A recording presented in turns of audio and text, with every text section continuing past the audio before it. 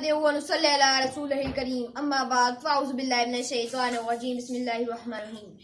آج جس موضوع پہ لب کشائی کا موقع ملا ہے اس موضوع کا عنوان ہے بابا قوم محمد علی جناح۔ سچائی کے انمول اصولوں کو سنبھالا، جناح تیرے پیغام میں جادو تھا نرالا۔ میرے ساتھیوں، کوئی نہ جانتا تھا کہ ایک دن جنم لینے والا ایک معصوم بچہ ایک دن ہماری قوم کا قائد کہلائے گا۔ علی وقار، جب بچہ تھا تو معصومیت کا پیکر، جب نونہال ہوا تو اپنی ہم عمروں کے لیے اچھائی کی زندہ جاوید مثال، جب جوان ہوا تو محنت اور شرافت کو ساتھ لے کر، اور بڑھاپا جناح کے لیے محنت لے کر آیا۔ اور یوں کل کا محمد علی جناح آج کا قائد اعظم بن گیا، اور اس طرح 14 اگست 1947 کو پاکستان کرۂ ارض پر نمودار ہوا۔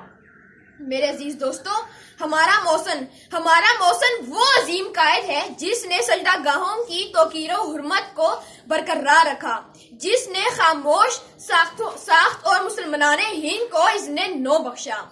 اس سپہ سالار ملت نے درد کو دوا، بادل کو ردا، سرسبز کو صبا اور ظلمت کو ضیاء کا پہرن عطا کیا۔ علی وقار، بابا قوم نے تصور کو تصویر، خواب کو تعبیر، تکبیر کو تقدیر اور بندگان اسیر کو عالمگیر بنا دیا۔ ان کے عہد حروف میں اسیر ہو ہی نہیں سکتا کہ یہ نفرت بری ہے نکالو اسے، دلوں میں خلش ہے نکالو اسے، نہ سندھی بلوچی نہ پنجابی نہ پٹھان، یہ سب کا وطن ہے بچا لو اسے، یہ سب کا وطن ہے بچا لو اسے۔ شکریہ۔